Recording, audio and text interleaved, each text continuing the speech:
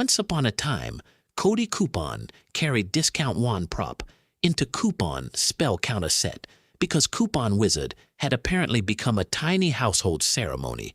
Tiny polite pressure waited nearby. The object looked harmless, which is how many modern consumer problems introduce themselves before asking for an email address. The receipt stayed quietly theatrical. Cody Coupon did not want drama. He wanted one simple purchase, one simple choice, and maybe a quiet evening with fewer pop-ups. Convenience wore its soft slippers, but the village of modern shopping had a talent for making ordinary decisions, wear velvet capes and ring little bells. The bargain kept excellent posture. This is the story of the Coupon Wizard and the Checkout Dragon retold as a tiny clay disaster with warm lighting and suspiciously excellent manners. Nobody trusted the math yet. At first, the problem was small, a discount code that demanded a heroic quest sitting in the corner like it had never ruined anyone's budget. A tiny committee formed emotionally. The village believed saving money should require 3 tabs, 1 spell, and mild despair, which sounded reasonable only if nobody looked directly at the receipt. The button looked too pleased, so Cody Coupon nodded, smiled, and stepped closer because confident design can make a trap feel like customer service. The room practiced innocent faces. The first promise was charming. The coupon box glowed like a doorway to victory. A soft little trap smiled. It did not shout threaten or twirl a mustache. It simply used friendly colors and acted like the sensible option. The props understood the joke. Checkout Dragon appeared nearby, with the calm face of a creature who had read the terms and conditions for sport. Every corner felt lightly sponsored. Nobody called it a monster yet, because consumer culture prefers softer words until the invoice has finished stretching. The silence had checkout energy. Then came the tiny nudge, the helpful suggestion, the little button that seemed to know exactly where the human thumb lived. Even the table looked concerned. Cody Coupon felt smart for noticing the deal, which is one of the most expensive feelings a bargain can sell. Tiny, polite pressure waited nearby.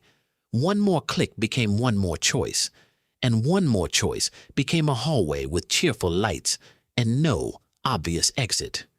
The receipt stayed quietly theatrical.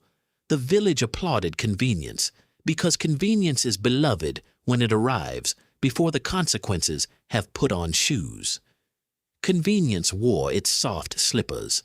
By then, Total Price Gate Prop had entered the scene looking official enough to make nonsense feel organized.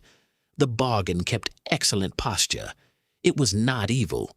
It was worse in a smaller way because it was useful, polite, and very hard to blame. Nobody trusted the math yet. Every option arrived, carrying a tiny explanation, and every explanation brought a cousin named just in case. A tiny committee formed emotionally. Cody Coupon tried to stay practical, but practicality kept getting distracted by little savings, little upgrades, and little emotional fireworks. The button looked too pleased. That is how the ceremony works. It shrinks the decision until the person forgets the total shape of the thing. The room practiced innocent faces. Soon the final total kept growing new little teeth, and the room became 2 emotional degrees colder. A soft little trap smiled. Checkout Dragon did a silent little bow, the kind performed by systems that are technically optional and somehow everywhere. The props understood the joke. The strangest part was that no single step looked outrageous. Every corner felt lightly sponsored. Each step looked tiny, reasonable, and almost boring, which is exactly how a maze avoids being recognized as a maze. The silence had checkout energy. Cody Coupon began collecting questions the village did not want to answer. Even the table looked concerned. Who benefits when the obvious price hides behind soft language? Tiny polite pressure waited nearby. Who profits when canceling, comparing, choosing, or pausing? Feels like a tiny administrative quest. The receipt stayed quietly theatrical. And why does every helpful feature need to stand between a person and the simple truth of what they are buying? Convenience wore its soft slippers. The answers did not arrive dramatically. They arrived like receipts, one pale strip at a time. The bargain kept excellent posture. A tiny pile formed on the table, and the pile had the personality of a tired accountant. Nobody trusted the math yet. Cody Coupon finally noticed the trick. The product was not only selling an object, service, or shortcut. A tiny committee formed emotionally. It was selling the feeling that friction had disappeared while quietly moving the friction into the future. The button looked too pleased. That future was small at first, almost cute, like a little Bill wearing pajamas. The room practiced innocent faces. But small future problems are still problems. They just arrive with better timing and fewer witnesses. A soft little trap smiled. The village kept saying, "Do not worry, this is normal." The props understood the joke. Normal, unfortunately, is not the same thing as harmless. Sometimes normal is just a costume that repetition wears. Every corner felt lightly sponsored. Cody Coupon looked at discount one prop, then at total price gate prop, and felt the whole little theater become less magical. The silence had checkout energy. The colors were still friendly, the buttons were still rounded, and the promise was still humming in a cheerful key. Even the table looked concerned. But now the trick had edges. Tiny polite pressure waited nearby. So Cody Coupon did the dangerous adult thing and made the decision visible. The receipt stayed quietly theatrical. He counted the cost, named the pressure, and refused to let a tiny convenience pretend it was destiny. Convenience wore its soft slippers.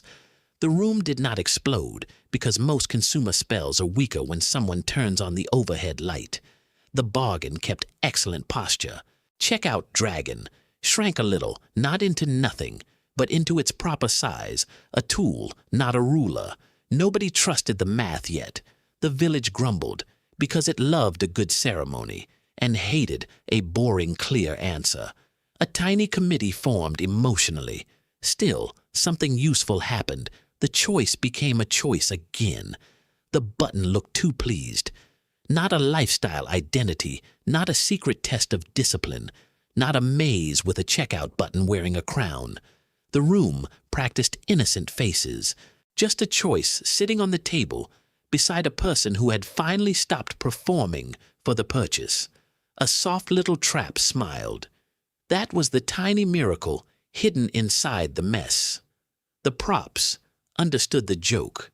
A bargain is suspicious when the hunt becomes more expensive than the prize. Every corner felt lightly sponsored.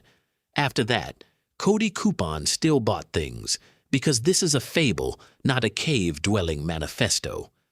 The silence had checkout energy, but he bought them with fewer illusions, fewer ceremonial clicks, and a much smaller audience in his head.